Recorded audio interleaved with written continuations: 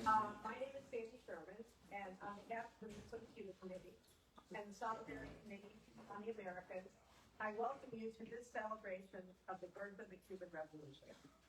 Our aim with this program is both to celebrate this historic day, but also to inform our audience of the background about the Moncada attack and the subsequent events. Our program consists of opening remarks by Gary Rios for about 10 minutes. I'm announcing the time, so he sticks to it. He's a Minnesota Cuba Committee member and professor, and he's going to explain the context of the events, followed by our archival footage that we're going to show of the birth of the Cuban Revolution when rebels led by Fidel Castro attacked the Moncada barracks.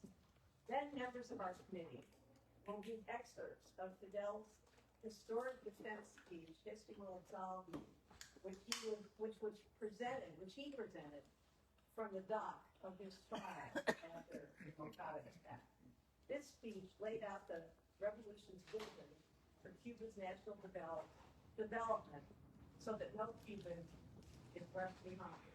And then finally, we'll have time for a Q&A and discussion. And then we will invite you to celebrate Fidel's 100th birthday with cake and other refreshments. And we're going to take a group photo when we do that before we cut into the cake, so that we can share that with PCAP and the Solidarity community in general. So that's the plan, and I'm just going to try to keep it scheduled.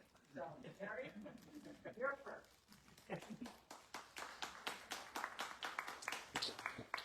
It's an honor to share Cuba's National Day with you.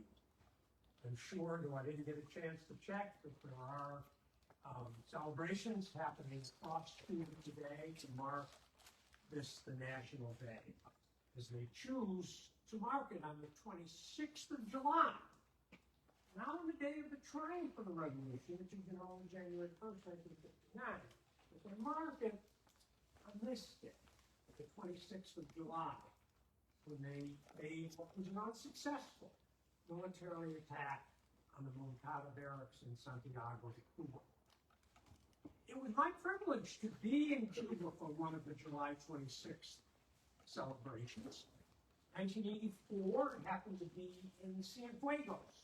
We were bused from Havana, where I was participating in a Center for Cuban Studies group. And we were privileged that day to be part of the official United States delegation, so to speak, to the ceremony, which ironically included 2 seats from me, the head of the United States edition, which, because diplomatic relations had been reestablished. But also I'm very honored because the Reverend Jesse Jackson was there with our group that day. He was in Cuba at that very difficult moment, 1984, during the Reagan administration, when there were military threats against Cuba, to try to bring down the temperature, and was involved in those are the early days of the Martin Luther King Center, that important non-governmental religious center, which now functions in Havana and is so important to our solidarity.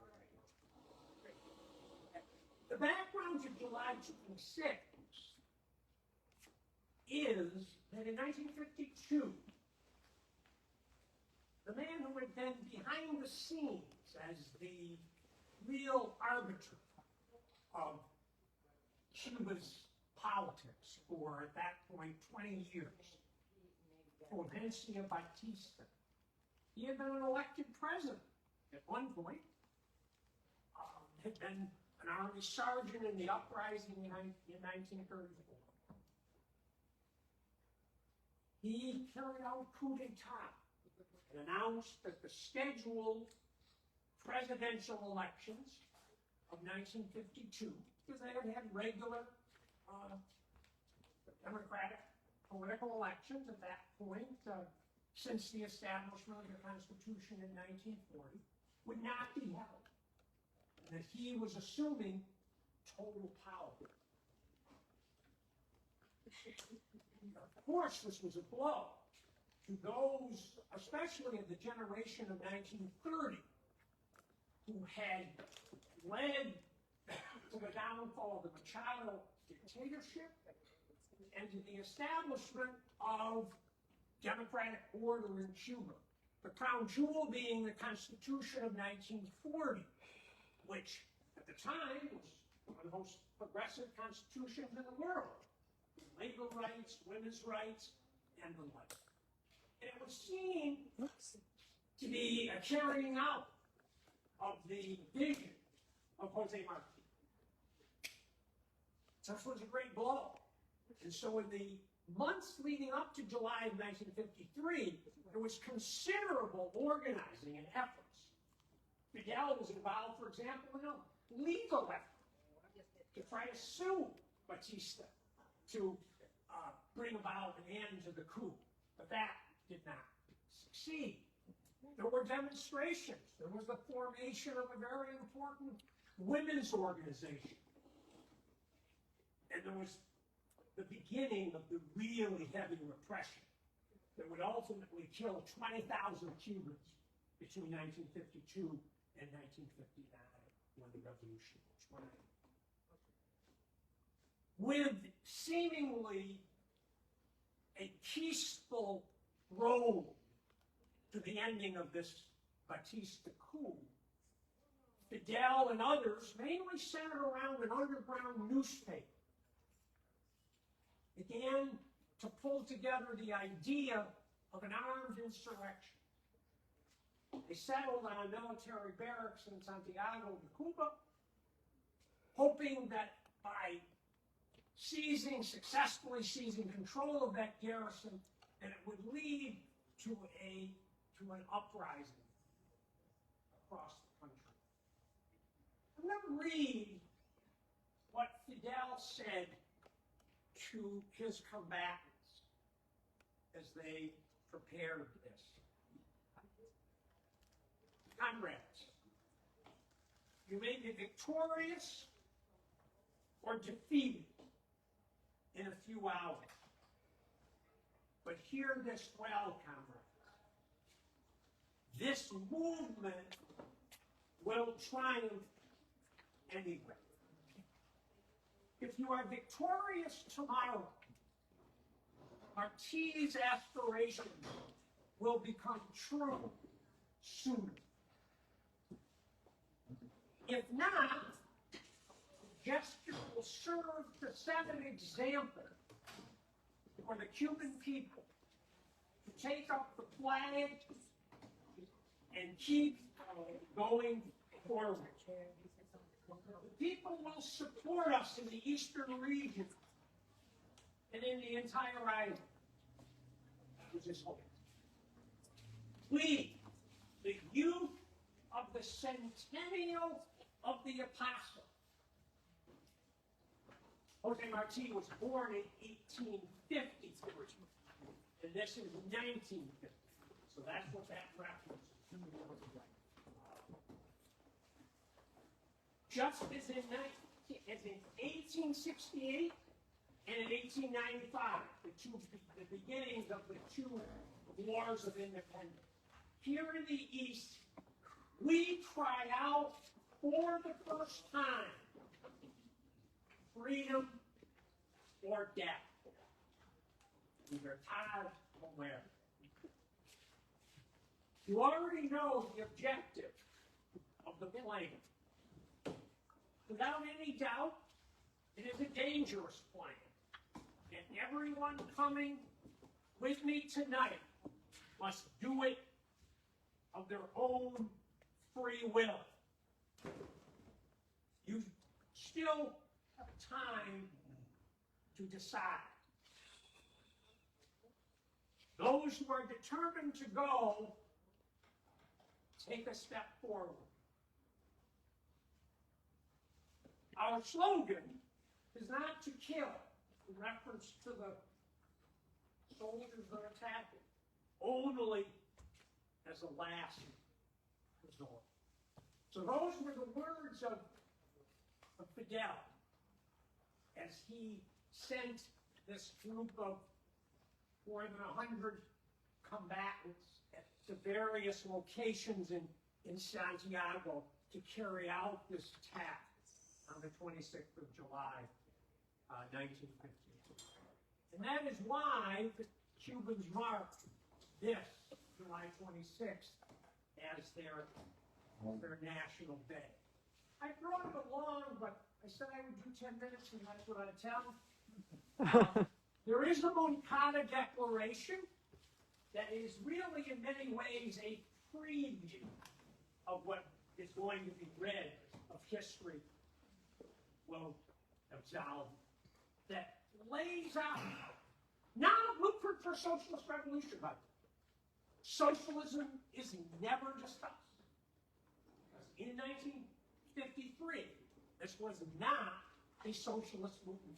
Jose Marti was not a socialist. This was not a socialist movement. And as they go through history of Will Absolve Me, you will see the spirit of Cuban sovereignty, independence, and social justice. To build a better country, a more socially just country than existed at that time. But still very much in this generation, in the spirit of the generation of 1930, and what they felt was their crowning jewel, the Constitution of 1940, which they felt Batista had betrayed. So, with that, I think Franklin has put together some excellent things. If you want to, it's available. I'll have it over here on the table if you want to look through it to see the Moncada Declaration. Okay. So now, Franklin is going to start the video of the events that we're here to celebrate.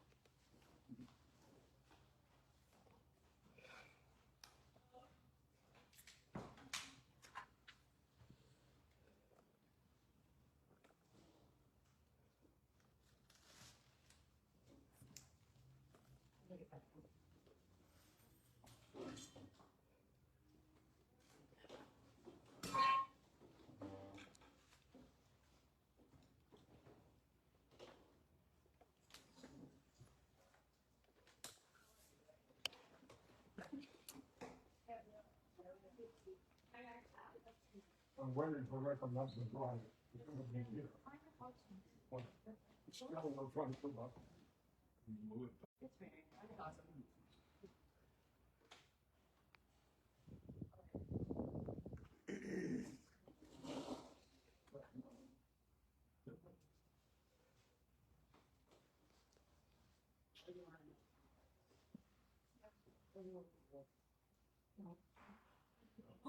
No thanks. Oh, there you go.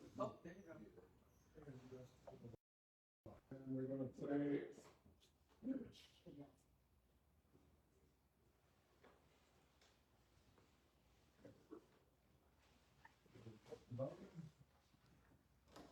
This will go for about 10 seconds, 15 seconds, and then we'll start with the video. Okay. Narration.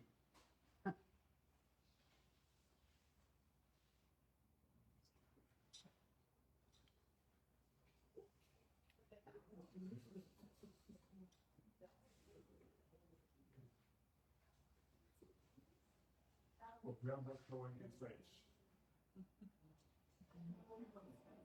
Let's start at the beginning. Immediately after the exerting power from the legitimate president Carlos Trujillo, Batista began to build up the war machine. That's good. They dedicated to the suppression of the people and to the protection of his precious South.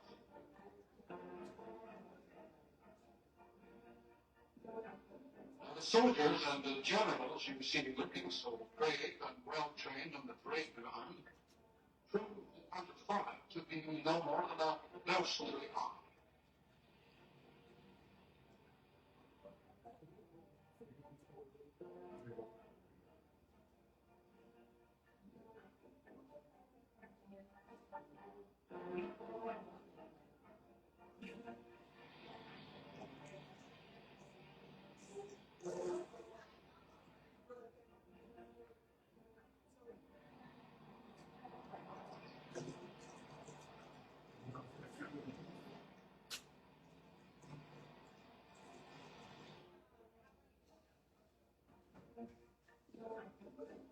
This is a sort of middle pinning moment.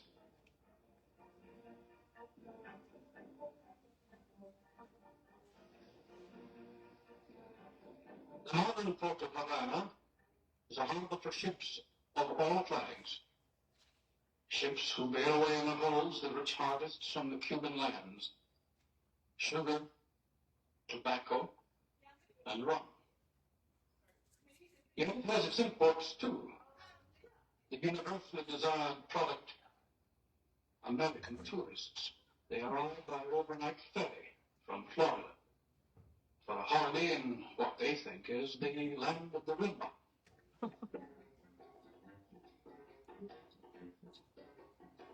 One of the nice things is a visit to the palace.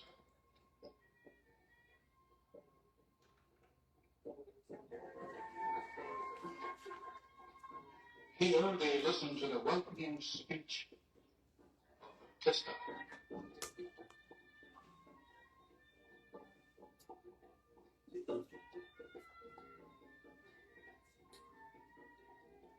They're thrilled, aren't they? Well, I can't criticize him too much, as I too at first didn't know what it was all about. But no one seemed to be having a wonderful time. The beautiful girls.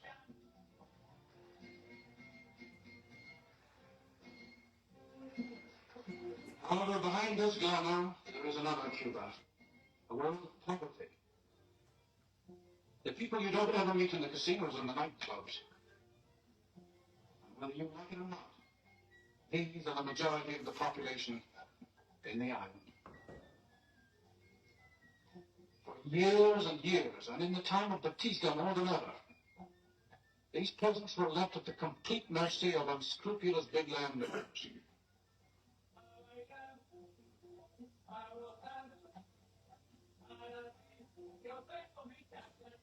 There was no piece of land they could call their own.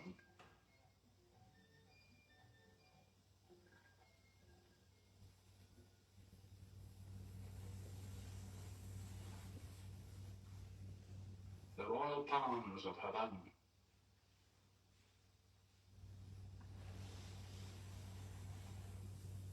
These peasants were hired when needed and dismissed when the need was over.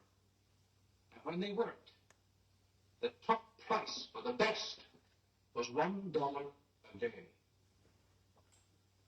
By the sweat of his brow.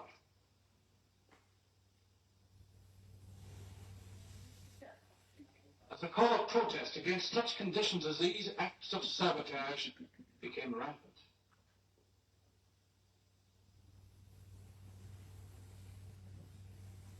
This explosion was organized by members of the 26th of July movement.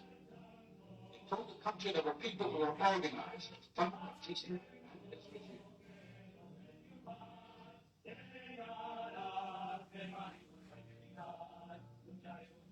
In an attempt to discover the instigators of such acts of sabotage, the police launched a campaign of terror. No one was safe from arrest.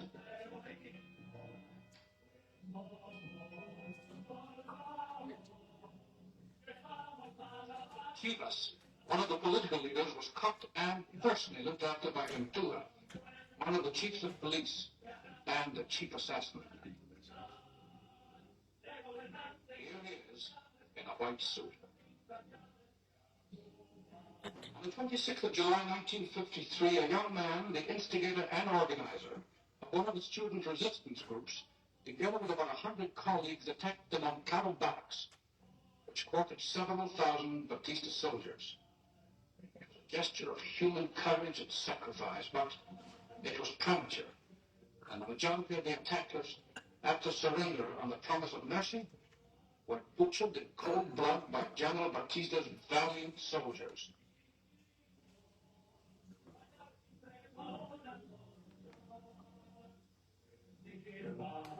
Still, as you see, so beautiful on the parade ground.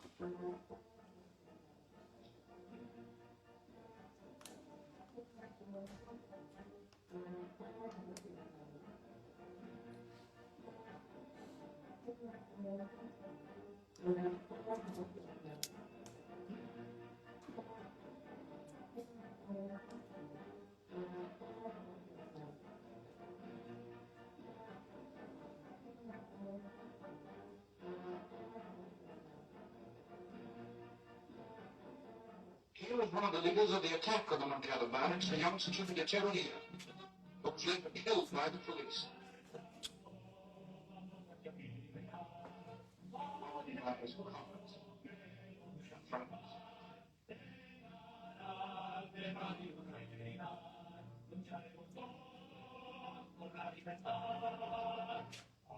This is Fidel Castro, after his release from 2 years solitary confinement for his participation in the organization of the attack. 2 years solitary. Now he is on the track of going into exile in Mexico, where he will prepare for the liberation of his country. The resistance of the people continues. This demonstration took place in the streets of Havana in 1953. People were killed in the demonstration by the responsibility of the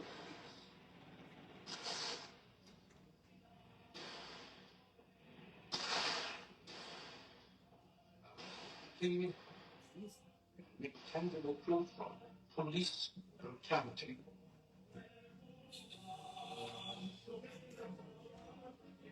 The one thing that carries a lot of friends. Not so lucky in mind as hoping and waiting for help.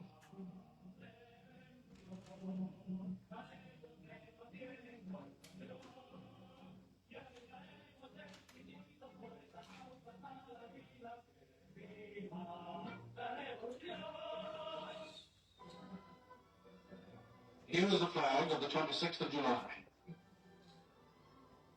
Arrests continued, and search for hidden arms was going on. Here is the tangible proof of the police brutality. This is the boat that brought Fidel Castro and his 81 gallant warriors back to Cuba. With his arrival, there was fresh life and a new wave of sabotage and open. Another bomb here which destroyed the city's electricity supply. The terror of the police was answered with redoubled revolutionary activity.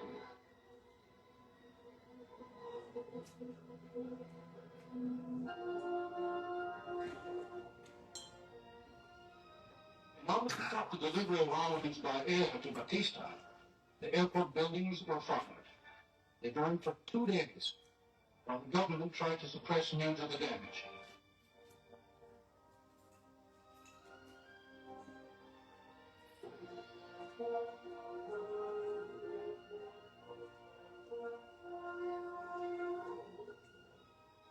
Of the 81 men that Fidel Castro brought with him to Cuba, 70 were killed in the first 2 days. But the 11 remaining men went with him to the mountains of Sierra Maestra and formed the nucleus of the Revolutionary Army.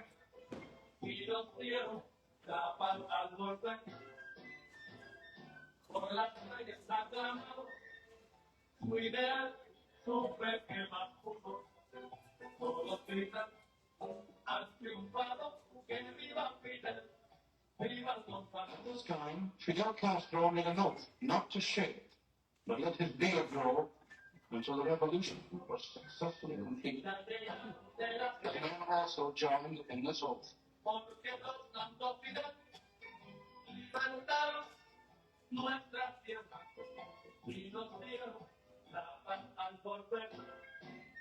This meant instant death when apprehended by Batista's soldiers. In this hilly countryside, the rebels must constantly move from place to place. A skirmish here, a bivouac there, always moving. Never allowing large forces of soldiers from Batista to catch up with them.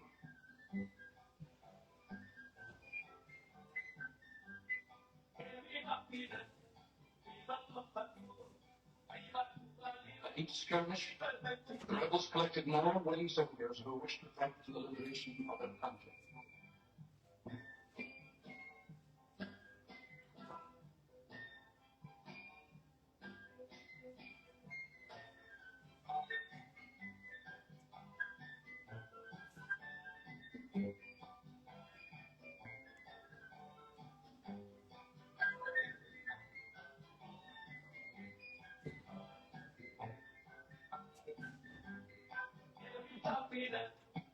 I was waiting to meet the object of my boat trip, and finally we met. It doesn't take more than half a minute for anyone to realize that here was a man, a real man.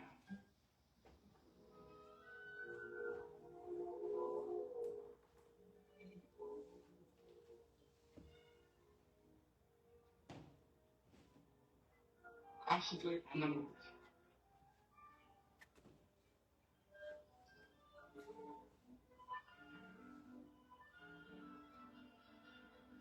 Batista's laying in the woods, searching.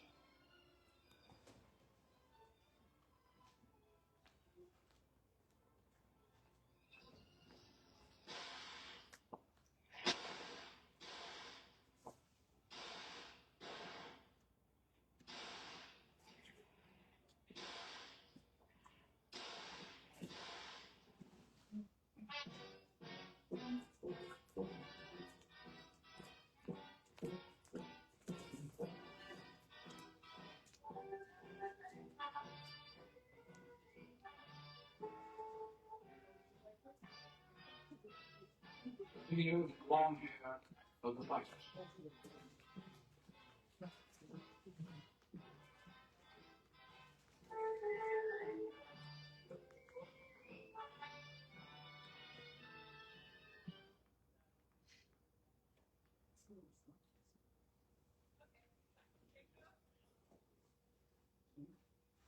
At Santa Clara, a small peaceful town, the airplanes of Batista carried out intensive bombing and the entry of the rebel forces.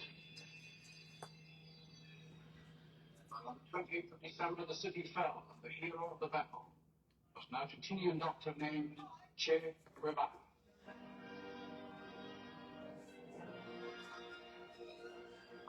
There is rejoicing time.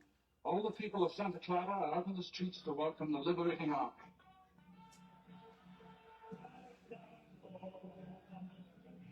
Castro responds by speaking to the people.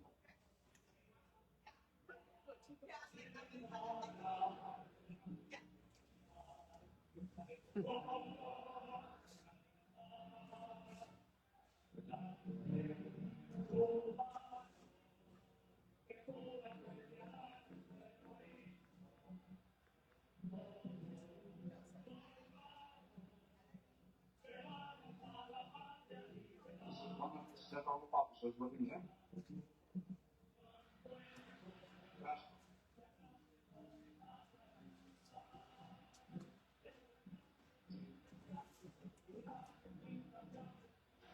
For the first time in the history of Latin America, the army had to surrender to the people. The rebel army moved on to Havana.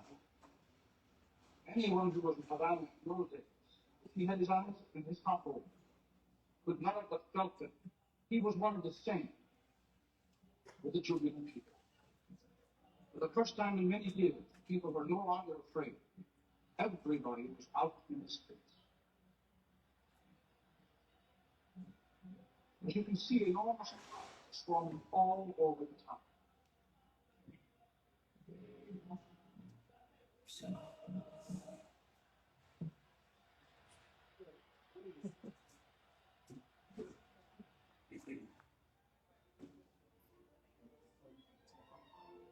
It is the house of Ventura, chief assassin, sacked by the people. The strength of the jubilation of the people could not have been matched, only by the bizarre punch of their hearts.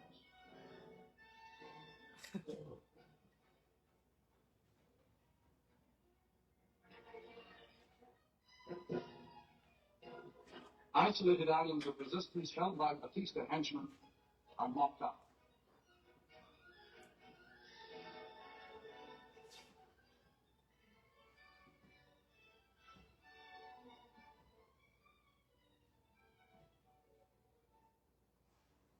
At the airport, touching scenes took place. Hundreds of political exiles from the world over were coming back home.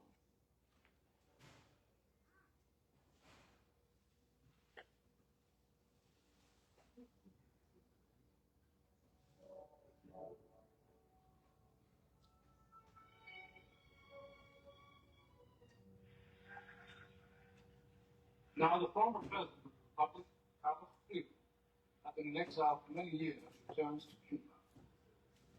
Friends and soldiers of the Revolutionary Army greet him on his arrival.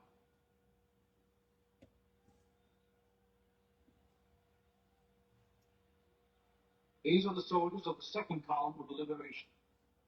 Together they have fought from the mountains to the plains, and now they march on in triumph.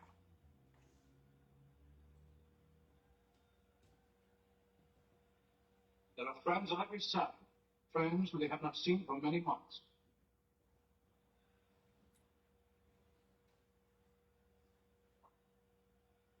Parents who now welcome back soldier heroes who have fought for liberation.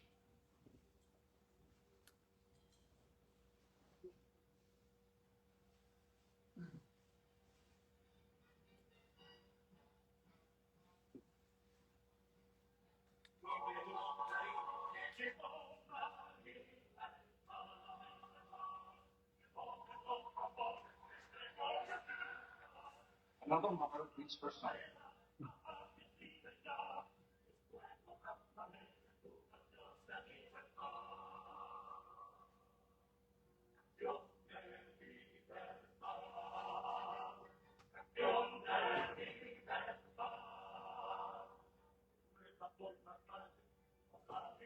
Full sense of humor. Always having fun. Always seeing the humorous side. Che Guevara, the hero of Santa Clara. He was Herbert Matthews, a proven friend of the Cuban people.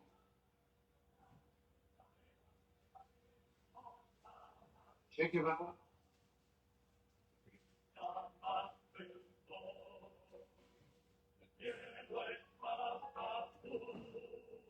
The people of Cuba now welcome the rebel troops of the student revolutionary organizations. It is the 13DR who have fought a bitter campaign against the regime of Batista.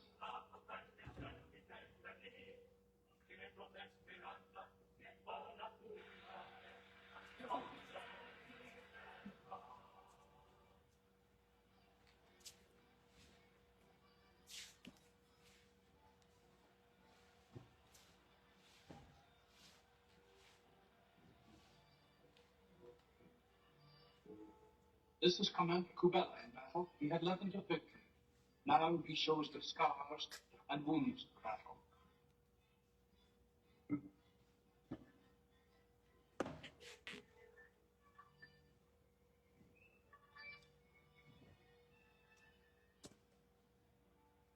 The revolutionary leaders Fidel Castro, Che Guevara, and others make a special welcome to the new president of Cuba.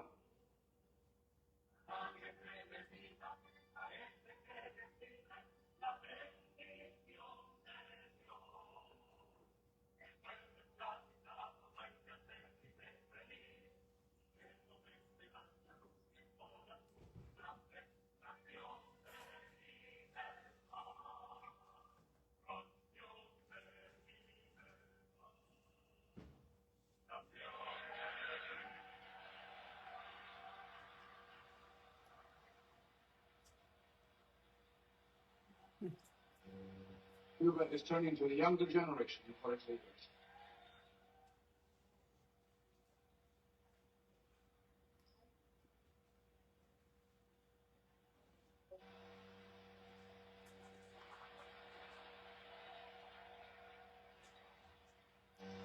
The victorious rebel columns are in Havana itself. The dust of victory is on their boots. Their eyes are gleaming with the fervor of liberation. Together they have trained, struggled, and fought. Now their hopes are realized. Cuba is free. The hated regime of Batista is overthrown.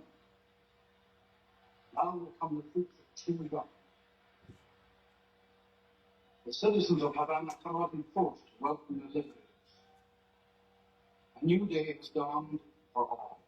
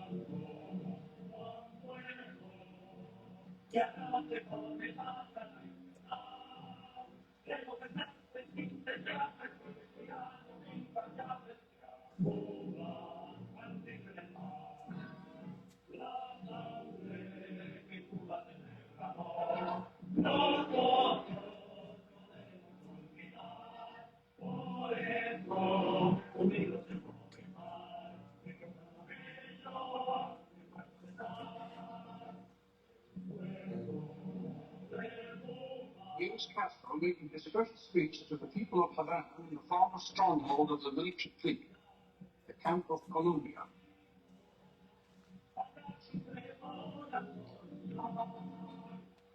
The new and beautiful horizons of the country are now laid open.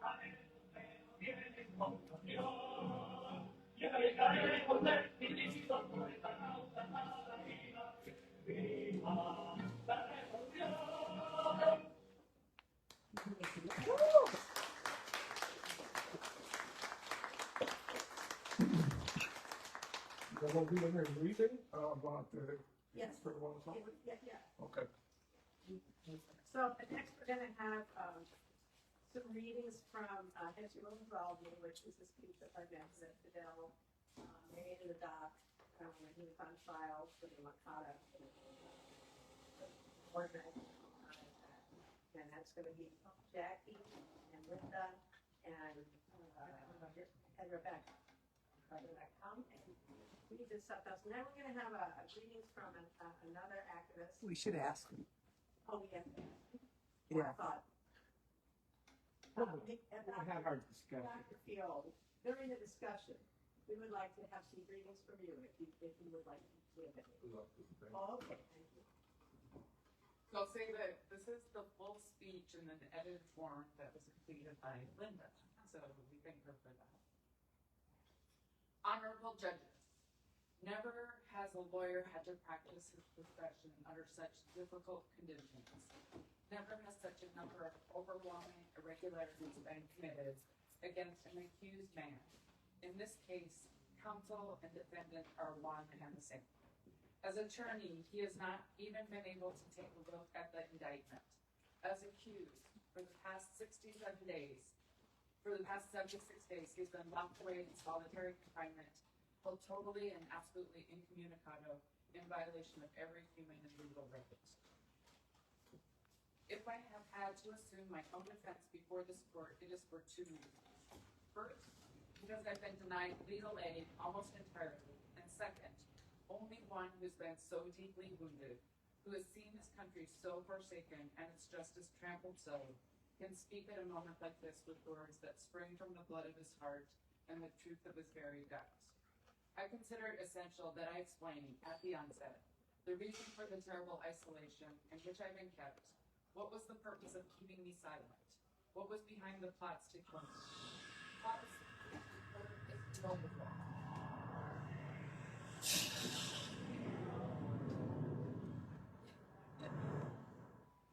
That was scary.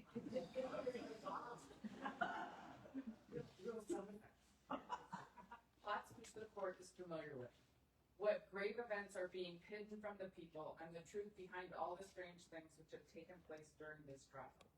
You have publicly called this case the most significant in the history of the Republic. If you sincerely believe this, you should not have allowed your authority to be stained and degraded. The first court session was September 21st. Among 100 machine guns and bayonets scandalously invading the Hall of Justice, more than 100 people were seated in the prisoner's dock. The great majority had nothing to do with what had happened. Interfere with this. They had been under preventive arrest for many days, suffering all kinds of insults and abuses in the chambers of the repressive units.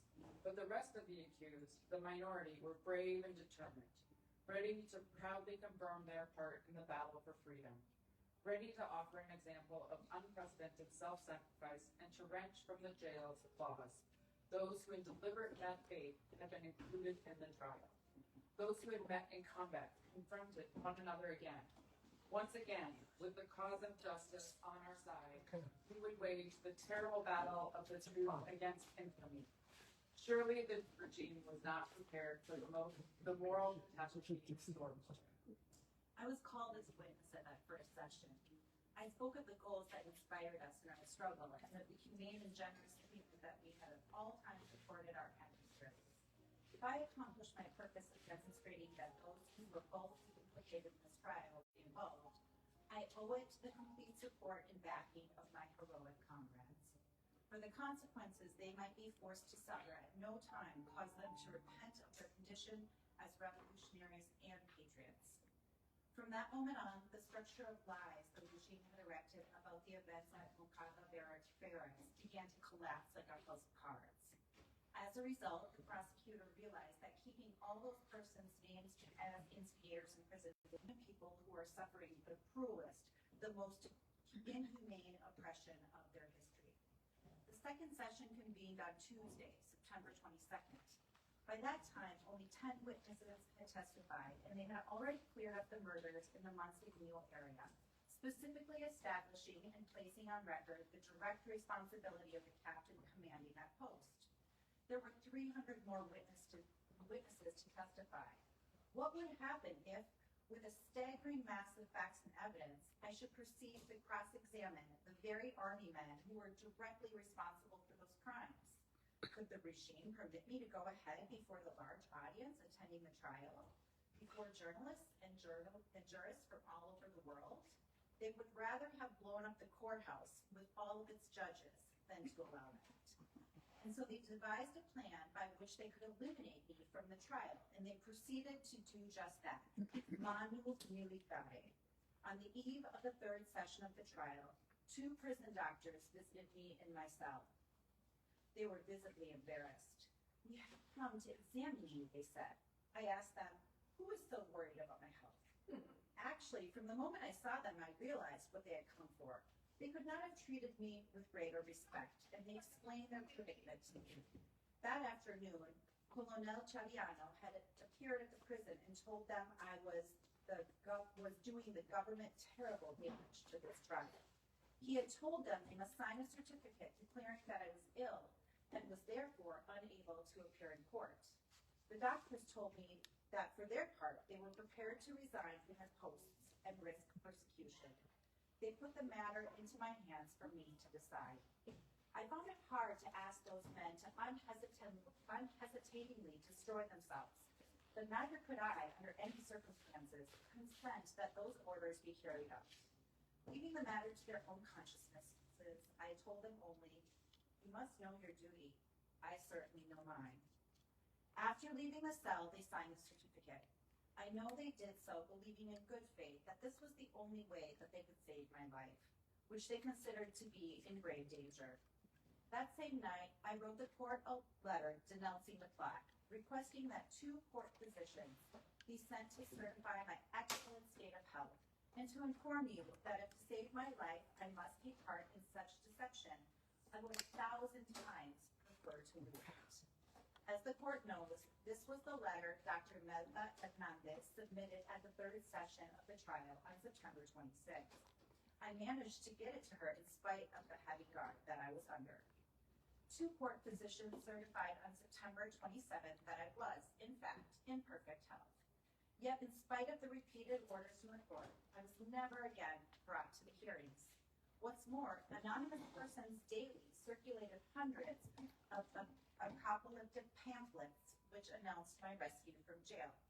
This stupid alibi was invented so they could physically eliminate me and pretend I had tried to escape. Since the scheme failed as a result of timely exposure by ever-looking friends, and after the first affidavit was shown to be false, the regime could only keep me away from the trial by open and shameless contempt of court. This was an incredible situation, honorable judges. Here was a regime literally afraid to bring an accused man to court, a regime of blood and terror that shrank in fear of the moral conviction of a defenseless man, unarmed, slandered, and isolated. What unbelievable crimes this regime must have committed to so fear the voice of one accused man. My brave comrades with unprecedented patriotism did their duty to the utmost. Yes, we set out to fight for Cuba's freedom, and we are not ashamed of having done so, they declared one by one on the witness stand. Then, addressing the court with impressive courage, they denounced the hideous crimes committed upon the bodies of our brothers. As the trial went on, the roles were reversed. Those who came to accuse found themselves accused, and the accused became the accusers. It was not the revolutionaries who were judged there. Judged once and forever was a man named Batista, monstrum horrendum. And it matters little that these valiant and worthy young men have been condemned, if tomorrow the people will condemn the dictator and his henchmen. Our men were consigned to the Isle of Pines prison, in whose circular galleries Castel's ghost still lingers, and where the cries of countless victims still echo. There our young men have been sent to expiate their love of liberty in bitter confinement, banished from society, torn from their homes, and exiled from their country. No treatise on penal law was allowed me in my cell. In the same way, they prevented me from receiving the books of Martí. It seems the prison censorship considered them too subversive. Or is it because I said Martí was the inspirer of the 26th of July? But it makes no difference. I carry the teachings of the Maestro in my heart, and in my mind, the noble ideas of all those who have defended people's freedom everywhere. Honorable judges, why such interest in silencing me? Why is every type of argument foregone in order to avoid presenting any target whatsoever against which I might direct my own brief? Are they that afraid of the truth? Is this trial? In this trial, there is much more than the freedom of a single individual at stake. Fundamental matters of principle are being debated here. The right of people to be free is on trial. The very foundations of our existence as a civilized and democratic nation are in the balance. If there is in your hearts a vestige of love for your country, love for humanity, love for justice, listen carefully. I know that I will be silenced for many years. I know that the regime will try to suppress the truth in all possible means. I know that there will be a conspiracy to bury me in oblivion, but my voice will not be stifled. It will rise from my breast, even when I feel most alone, and my heart will give it all the fire that power denies. The government itself said the attack showed such precision and perfection that it must have been planned by military strategists. Nothing could have been farther from the truth. The plan was drawn up by a group of young men, none of whom had any military experience at all. Half of them are dead, and in tribute to their memory, I can say that although they were not military experts, they had enough patriotism to have given had we not been at such a great disadvantage. A good beating to that entire lot of generals together who are neither soldiers nor patriots. Still more praiseworthy is the fact that they gave this task everything they had, ultimately their lives. Our losses in the battle have been insignificant. 95% of our casualties came from the Army's inhumanity after the struggle. The regime has emphatically repeated that our movement did not have popular support. I have never heard an assertion so naive, and at the same time so full of bad faith. Who can doubt the valor, civic pride, and limitless courage of the rebel and patriotic people of Santiago de Cuba? If Moncada had fallen into our hands, even the women of Santiago would have risen in arms. Many were the rifles loaded for our fighters by the nurses at the civilian hospital. They fought alongside us. That is something we will never forget. It was never our intention to engage the soldiers of the regiment in combat. We wanted to seize control of them and their weapons in a surprise attack, arouse the people and call the soldiers to abandon the odious flag of the tyranny and to embrace the banner of freedom, to turn their guns around and fire on the people's enemies and not on the people, among whom are their own sons and daughters, to march behind the only beautiful ideal worthy of sacrificing one's life, the greatness and happiness of one's country. To those who doubt that many soldiers would have followed us, I ask, what Cuban does not cherish glory? What heart is not set aflame by the promise of freedom? Why were we so sure of people's support? When we speak of struggle, we mean the people who yearn for a better, more dignified, and more just nation, who are moved by ancestral aspirations, suffer injustice and mockery generation after generation.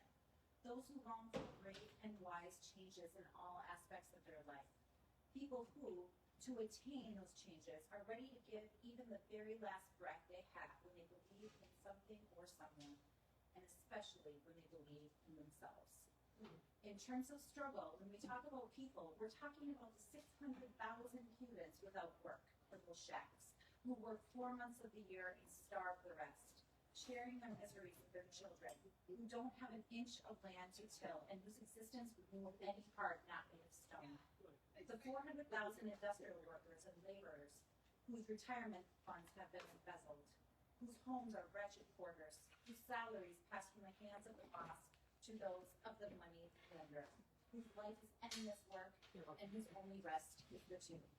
The 100,000 small farmers who live and die working the land is not theirs, looking at it with the sadness of Moses gazing at the promised land, to die without ever owning it, who, like feudal serfs, have to pay for the use of their parcel of land by giving up a portion of its produce, who never know when a sheriff will come with a rural guard to evict them from it. The 30,000 teachers who are so devoted and so necessary to the better destiny of the future generations and who are so badly treated and so badly paid. These are the people, the ones who know misfortune and therefore are capable of fighting with limitless courage. To these people whose desperate roads through life have been paved with the bricks of betrayal and false promises, we were not going to say, we will give you, but rather, here it is. Now fight for it with everything you have, so that liberty and happiness may be yours. The 5 revolutionary laws would have been proclaimed immediately after the capture of the Moncada barracks and would have been broadcast to the nation by radio. The first revolutionary law would have returned power to the people and proclaimed the 1940 Constitution the supreme law of the state, until such time as the people should decide to modify or change it. The second revolutionary law would give ownership of the land to all tenant farmers, sharecroppers and squatters who hold parcels of 5 caballerías of land or less, and the state would indemnify former owners on the basis of the rental, which they would have received for these parcels over a period of 10 years.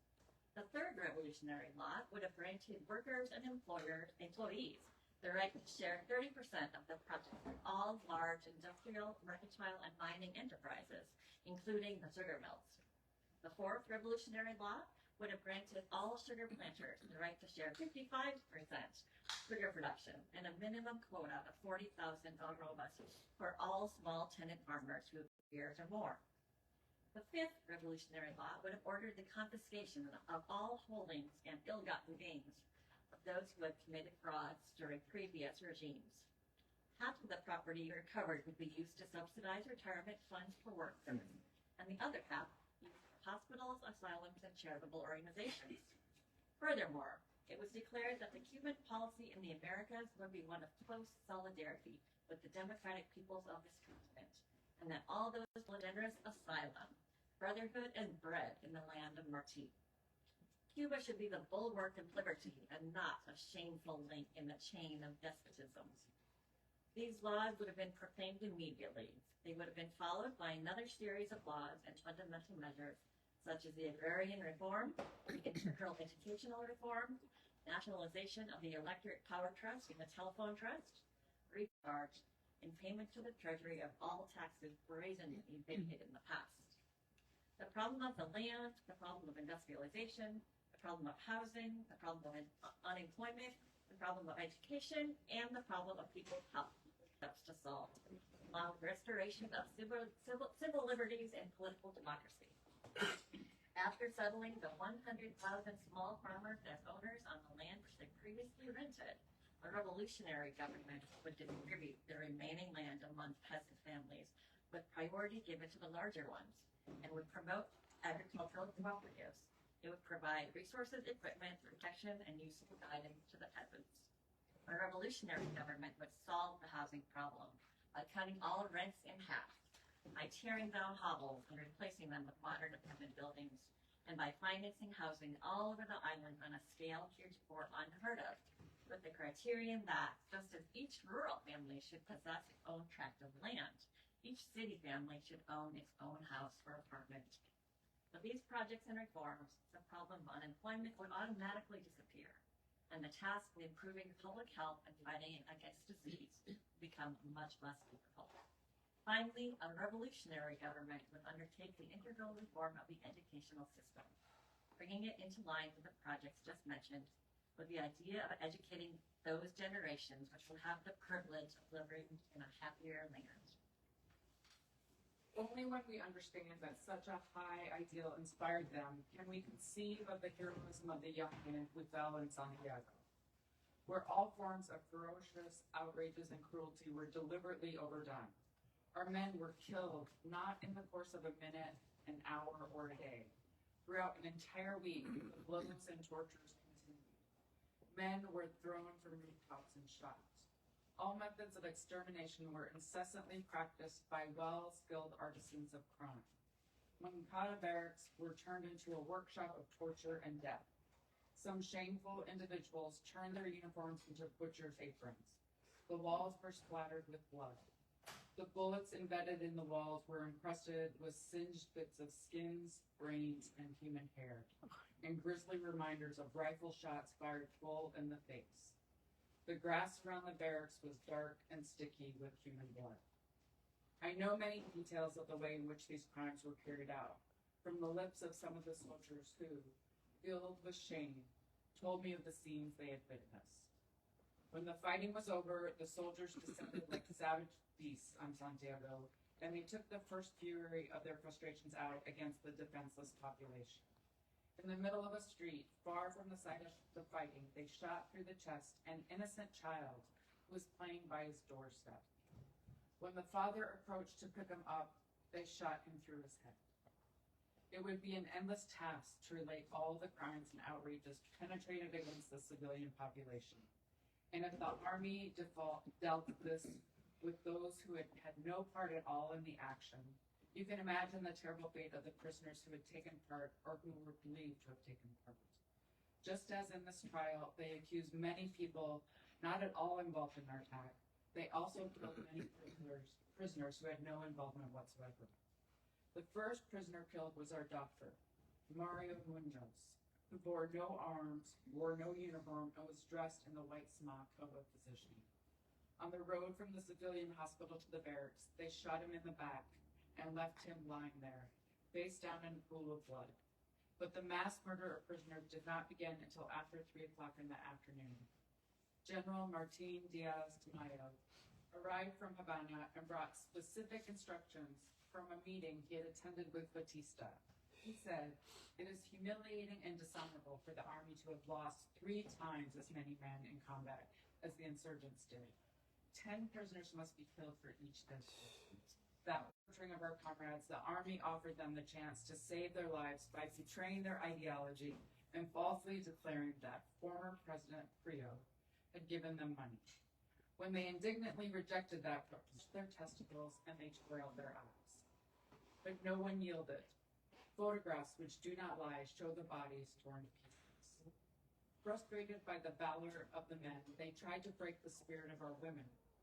With a bleeding eye in their hands, a sergeant and several of the men went to the cell where our comrades, Melba Hernandez and Heidi Santamaria, were held. Addressing the latter and showing her the eye, they said, "This eye belonged to your brother. If you will not tell us what he refused to say, we will tear out the other." She, who loved her valiant brother above all things, replied, full of dignity, "If you tore out an eye and he did not speak, much less will I." Later they came back and burned their arms with lit cigarettes until at last, filled with spite, they told the young Heidi Santamaria, "You no longer have a fiancé because we have killed him too." But still imperturbable, she answered, "He is not dead because to die for one's country is to live forever." Never had the heroism and the dignity of Cuban womanhood reached such heights. There wasn't even any respect for the combat wounded in the various city hospitals. There they were hunted down as prey pursued by vultures. Air and camphor were injected into the veins of Pedro Mire, Abelardo Crespo, and Fidel Labrador in an attempt to kill them at the military hospital. They owe their lives to Captain Tamayo, an army doctor and true soldier of honor who, pistol in hand, wrenched them out of the hands of their merciless captors and transferred them to the civilian hospital. In the early morning hours, groups of our men were removed from the barracks and taken in automobiles to Savone, La Maya, Tonga, and elsewhere. Then they were let out, tied, gagged, already disfigured by torture, and were murdered in isolated spots. They are reported as having died in combat against the army. This went on for several days, and few of the captured prisoners survived. Many were compelled to dig their own graves. Someday these men will be disinterred. Then they will be carried on the shoulders of people to place beside the tomb of martyrs. And their liberated land will securely erect a monument to honor the memory of the martyrs of the Centennial. In the annals of crime, Sergeant Eulalio Gonzalez, better known as the Tiger of Moncada barracks, deserves a special place. Later, this man didn't have the slightest qualms in bragging about his unspeakable deeds. It was he who, with his own hands, murdered our comrade, Abel Santa Maria. But that didn't satisfy him. One day, as he was coming back from Puerto Boniato prison, where he raised his pedigree fighting cocks in the back courtyard, he got on a bus in which Abel's mother was also traveling. When this monster realized who she was, he began to brag about his grisly deeds. And in a loud voice that the woman dressed in mourning could hear him, he said, "Yes, I've gouged many eyes out, and I expect to continue gouging them out."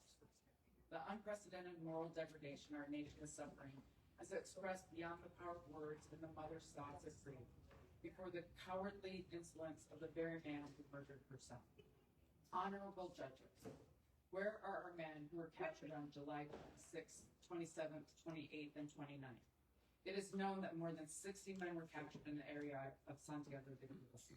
Only 3 of them and the 2 women have been brought before the court. The rest of the accused were seized later. Where are our wounded? Only 5 of them are alive. The rest were murdered.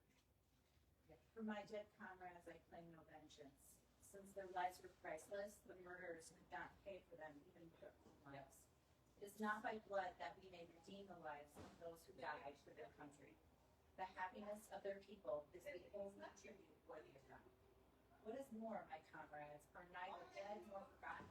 They live today more than ever, and their murderers will rule with dismay the victorious spirit of their ideas as they rise from their corpses. Since this trial may, as you said, be the most important trial since we achieved our national sovereignty, what I say here will perhaps be lost in the silence which the dictatorship has tried to impose on them. But posterity will often turn its eyes to what you do here. What I say here will then be repeated many times, not because it comes from my lips, but because the problem of justice isn't eternal. The people have a deep, deep sense of justice. Furthermore, if there is in this world a people that utterly abhors favoritism and inequality, it is the Cuban people. Batista's regime had exacted a high price from all of us, but primarily from the humble classes which are suffering from hunger and misery. Meanwhile, the dictatorship has laid waste the nation, concocting formula after formula to perpetuate itself in power, even if over a stack of corpses and a sea of blood. Cuba is suffering from a cruel and base despotism. You are well aware that resistance to despots is legitimate. This is a universally recognized principle, and our 1940 Constitution expressly makes it a sacred right. In the second paragraph of Article 40, it states, "It is legitimate to use adequate resistance to protect previously granted individual rights." And even if this prerogative had not been provided by the supreme law of the land, it is a consideration without which one cannot conceive of the existence of democratic collectivity. The right of rebellion against tyranny, honorable judges, has been recognized from the most ancient times to the present day by people of all creeds, ideas, and doctrines. I believe I have sufficiently justified my point of view.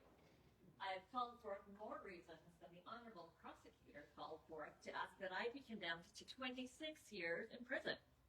All these reasons support those who struggle for the freedom and happiness of the people. None support those who oppress the people, revile them, and rob them purposely. How can Batista's presence in power be justified when he gained it against the will of the people and by violating the laws of the Republic through the use of treachery and force? How could anyone call legitimate a regime of blood, oppression, and ignominy? Still, there is one argument more powerful than all the others. We are Cubans, and to be Cuban implies a duty. Not to fulfill that duty is crime. It's treason. We are proud of the history of our country. We learned it in school and have grown up hearing of freedom, justice, and human rights. We were taught to venerate the glorious example of our heroes and martyrs. We were taught that the Titan, Maceo, once said that liberty is not begged for, but won at the blade of a machine. We were taught that to cherish and defend the beloved flag, and to sing every afternoon the verses of our national anthem. To live in chains is to live in disgrace and in opprobrium, and to die for one's homeland is to live forever. All this we learned and will never forget. Even though today in our land there is murder and prison for those who practice the ideas that taught them since the cradle. We were born in a free country that our parents bequeathed to us, and the island will sink into the sea or we consent to be slaves of anyone. I come to the close of my defense plea, but I will not end it as lawyers usually do, asking that the accused be freed. I cannot ask freedom for myself when my comrades are already suffering in the ignominious prison of the Isle of Pines. Send me there to join them, and I share their fate. It is understandable that honest people should be dead or in prison in a republic where the president is a criminal and a thief. I know that imprisonment will be harder for me than it has ever been for anyone, filled with cowardly threats and hideous cruelty. But I do not fear prison, as I do not fear the fury of the miserable tyrant who took the lives of 70 of my comrades.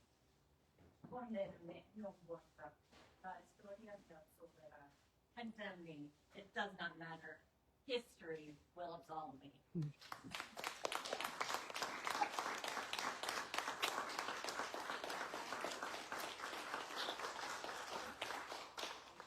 Thanks for Jackie and Linda and Rebecca for that. That was so good. And before we to kick off the discussion, I would like to call on Dr. Miguel Fiol, who is a professor of neurology at the University of Minnesota, and has been very active both in solidarity with Cuba and the Puerto Rican solidarity movement. In time in Puerto Rico during the hurricanes to provide relief and medical care, and we'd like to say a few words. Thank you.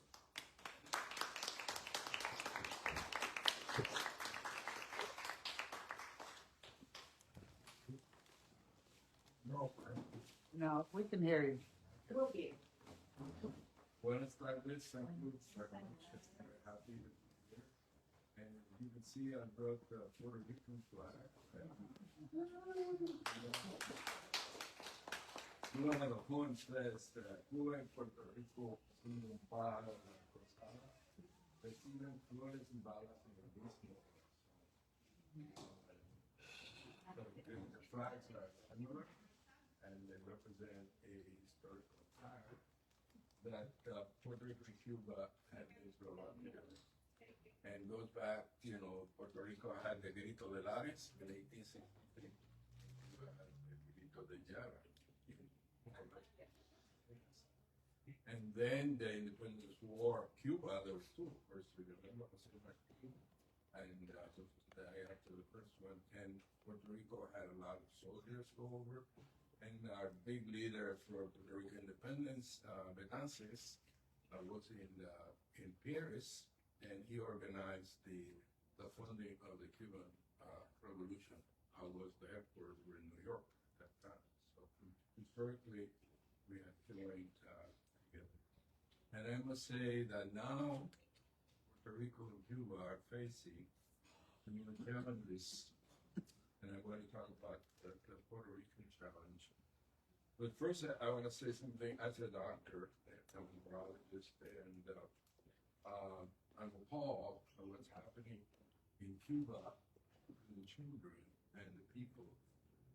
And we come with complete solidarity to help if we can with the medical crisis that's developing.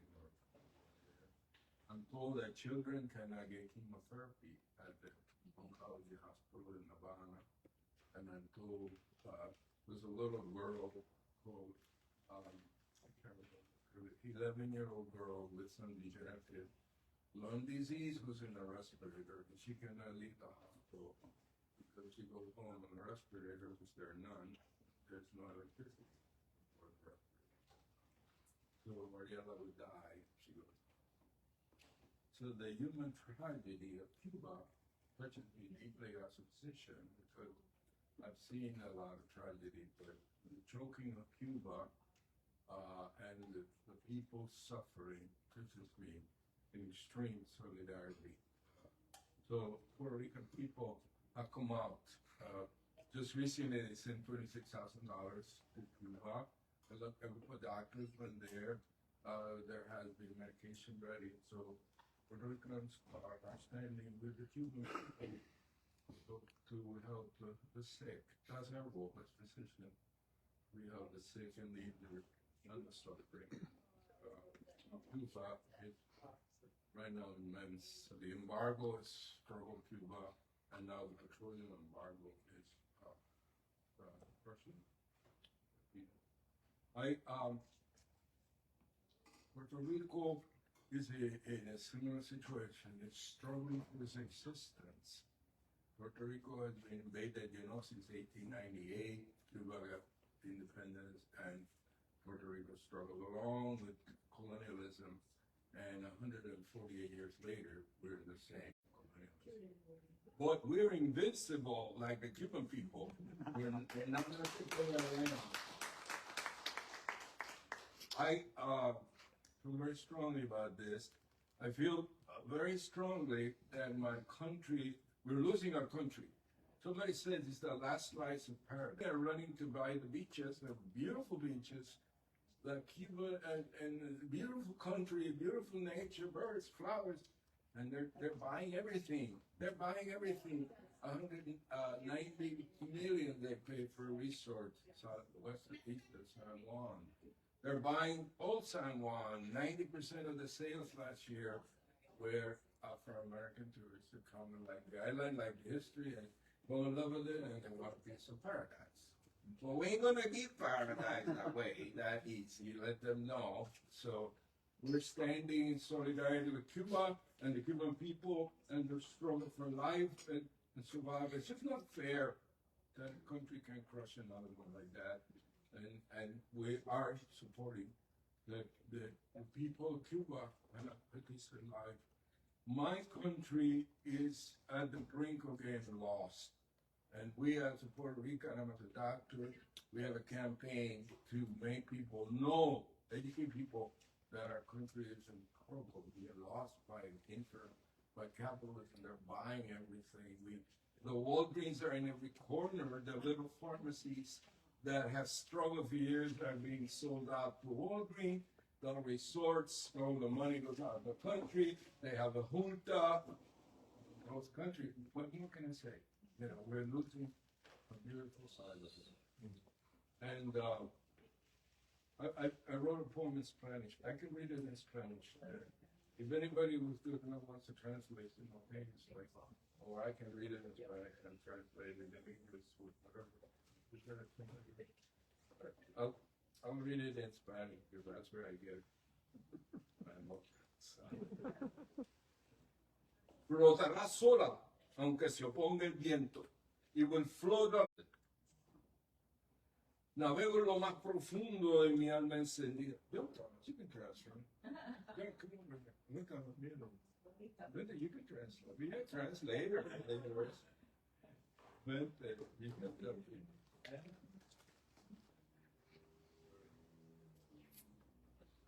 Navego en lo más profundo de mi alma encendida. I navigate on the most deepest of my soul. And I don't have, sorry. Y ya no tengo la risa, solo tengo el coraje de mi isla perdida. And I smile and I have only the courage of my lost island. De mi patria abusada que se levanta a romper el colonialismo que la denigra y degrada. Of my abused country that to break the colonialism that degraded and oppressed. Un coraje de más de 500 años de haber sido tomada, de ser mercado de invasores. A courage, an anger of more than 500 years of having been taken and to be a market of invaders. Que saquea nuestra patria bella de los colares nacidos. That sacked our beautiful country and born out of the colonies. Y como dice el conejo, ahora nos quieren quitar las playas y que abuelita se vaya. Fíjate. Like said the rabbit. Bad Bunny.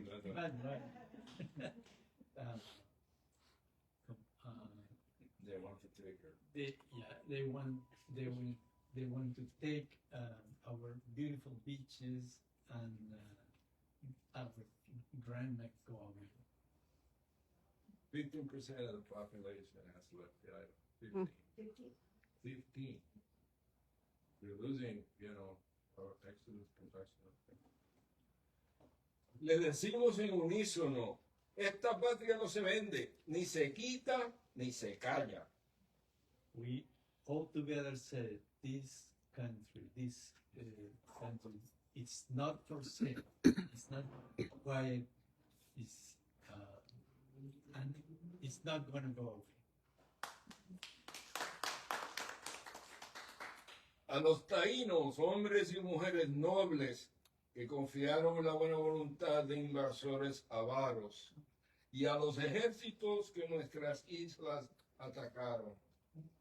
Yeah, from the Taino people, men and women, noble people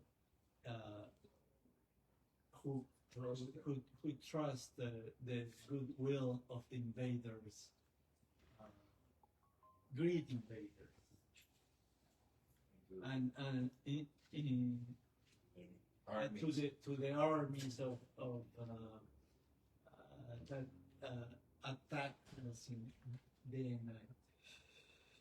Les decimos, esos tiempos se acabaron. We with resolution, we told you those times are over. And this is true. We had we're up in arms.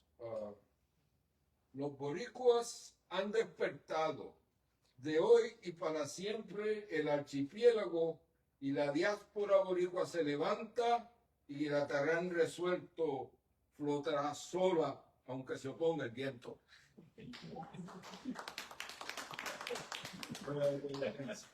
You understand that? The Boricuas have woken up.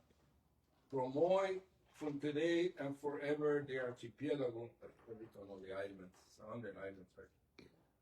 And the Boricua diaspora rise up and they will scream, resolve. This flag is not to be, it's going to float even if the wind opposes it.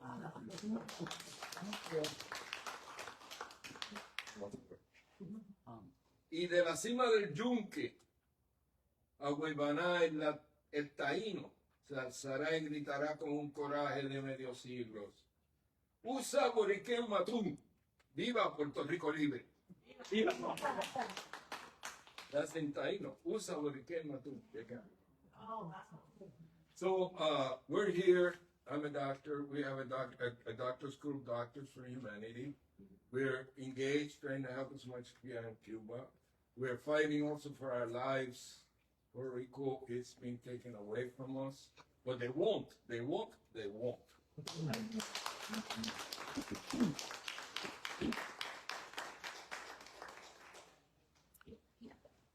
Thank you so much. And so now we have time for questions and discussion. And I'll just call on you. Raise your hand. Call on you. Anyone like to make a comment or ask a question?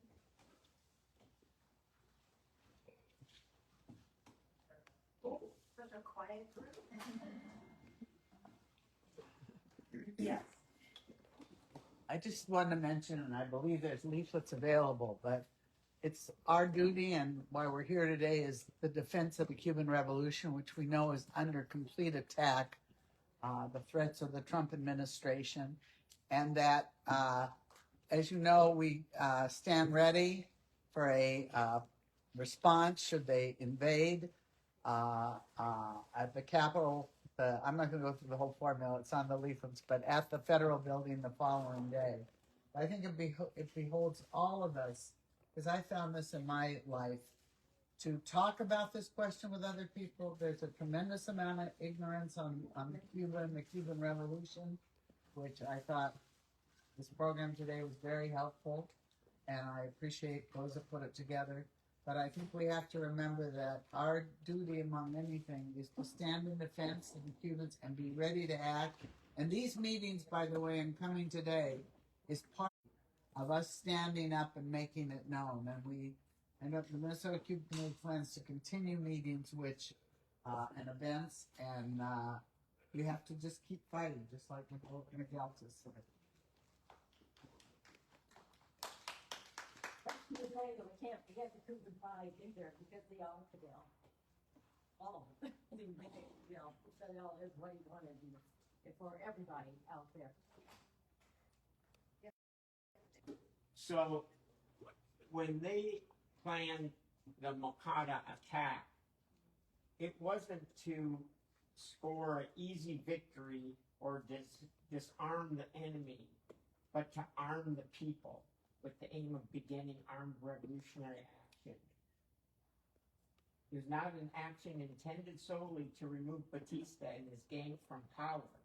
It marked the start of action to transform Cuba's entire political, economic, and social system and put an end to the foreign oppression, poverty, unemployment, ill health, and ignorance that weighed upon our country and our people. And so constantly it was like they were thinking of the people, of forming a revolutionary movement with the people. And of course at that time it was very anti-communist. McCarthyism was as much in Cuba as it was in the United States. 1950s. So they were very announcing any resemblance of socialism until the people got to that level. While he was, the first was to make History Will Absolve Me available throughout the country. And in doing that, somebody's at the door. Somebody wants to go down. Yeah, it would be the right next. Franklin went. Okay.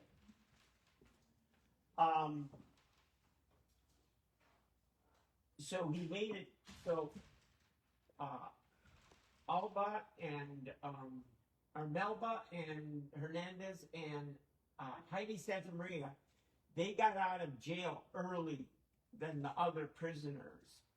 And he made it their job to have 100,000 copies printed of History of Absolve Me and spread it throughout the country so that people would become educated. The second objective, closely linked to the first, was to mobilize the people to call for an amnesty for the Moncada fighters and for all political prisoners. That effort of the amnesty campaign shook the country to such an extent that for 20 months they spent in jail. But what was more important was that it began to unite factions that had conflicting ideas into one movement, specifically the Popular Socialist Party and the University Student Federation, which was headed by Jose Antonio Echeverria, who was in the film footage that we had. Yeah, and despite their differences, that amnesty campaign succeeded in uniting informally the members of those movements, along with thousands more Cubans. And of course, from there, they went to Mexico, organized, and came back.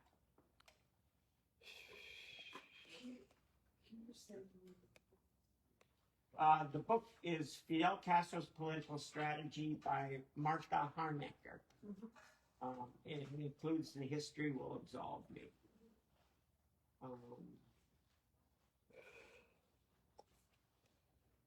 Okay. Yeah, yes. The presentation of the origins of the revolution in Cuba and the specific facts of it being a revolution to bring about social justice, to bring land to the peasants, to distribute homes to people who did not own the home but have homes become the property of the people who inhabit it. And all of the measures that was cited earlier by speakers constituted the description of a workers prior to the declaration of the first and second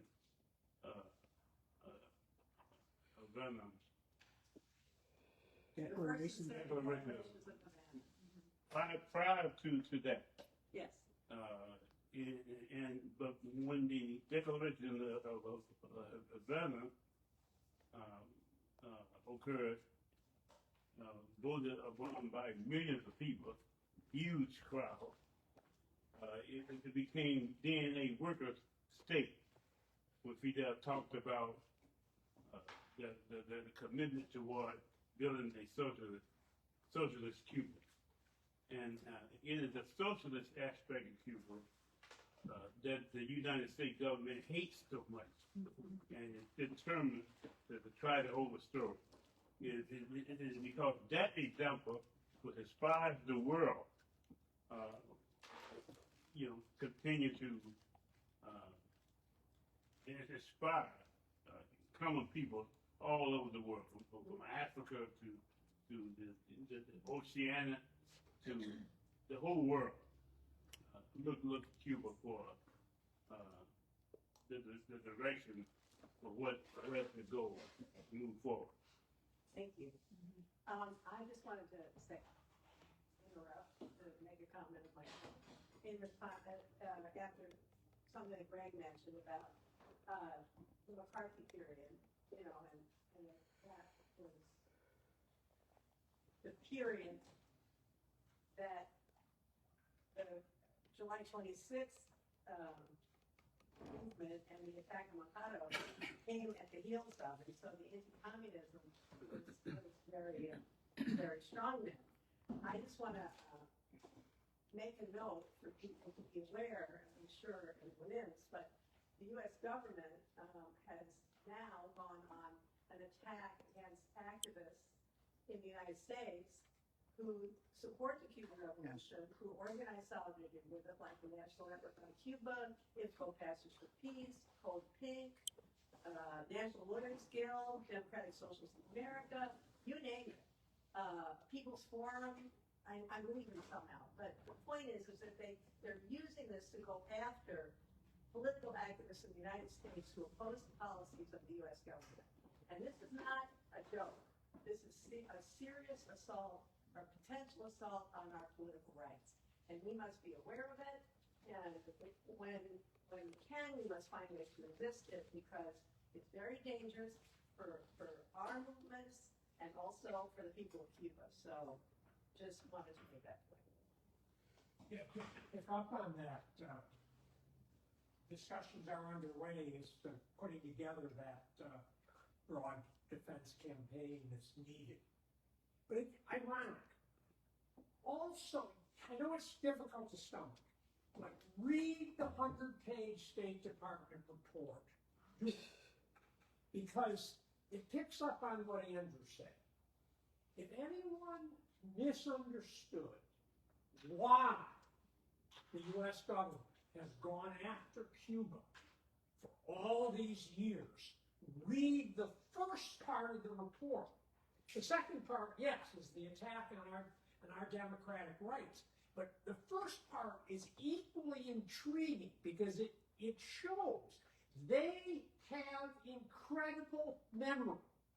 And they focus especially on some of the most aggressive efforts of the Cuban Revolution to spread the revolution in the 1960s, for example.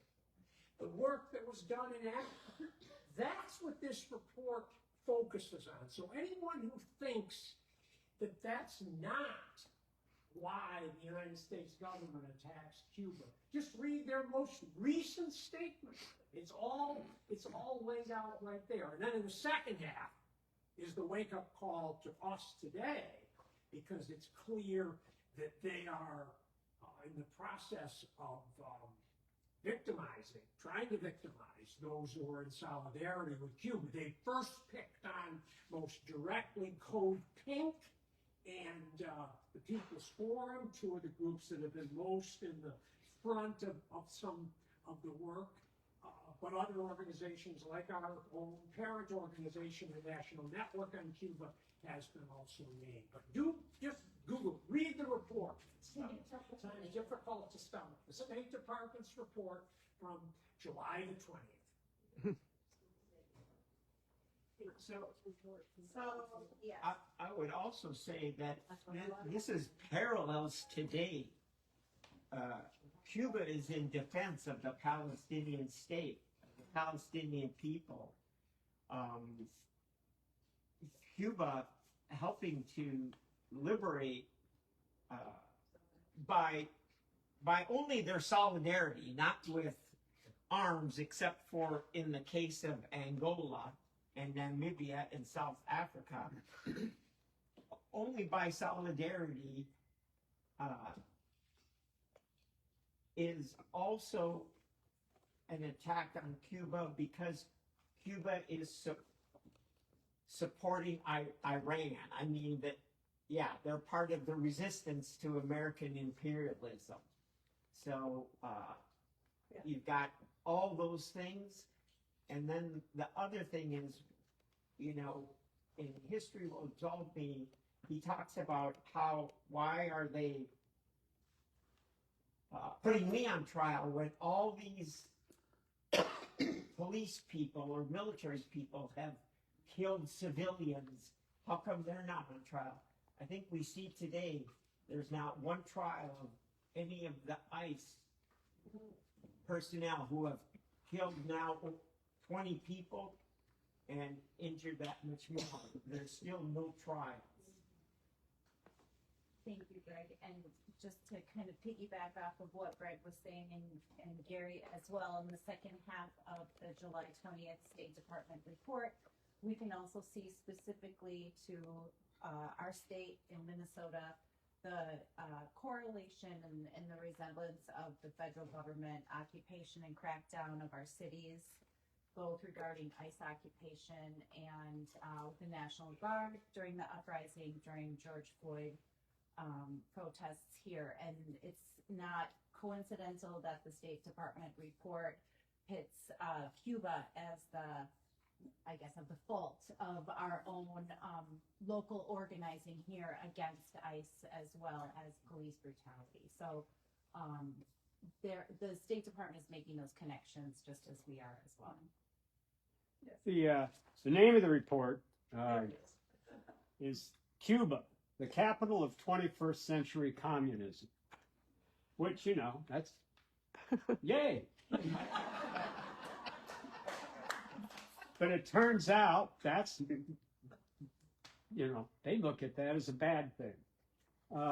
Yeah, the whole thing is misinformation, lies, the twisting of reality, that Cuba is behind every social movement that's ever happened in this country, from the civil rights movement to what happened after George Floyd.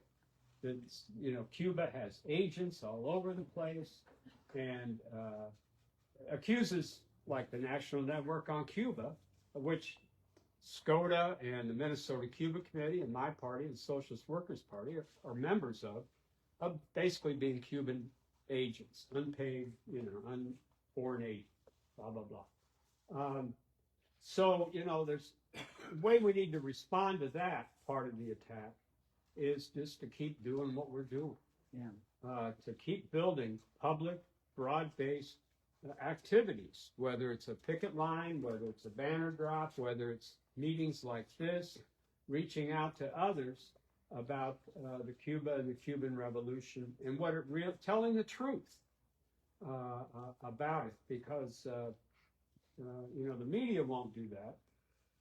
There was an article in the Times the other day about a family living on $60 a month in Cuba. People probably saw it. But there's one line in there where they say, you know, the United States has increased the sanctions, which are made worse by the tyranny of the Cuban government and its inefficiency. And oh, by the way, they also cut off all oil. Well, you know, which is it? New York Times, you know? So it's important that the real history and facts of Cuba, that's our obligation. That's our responsibility.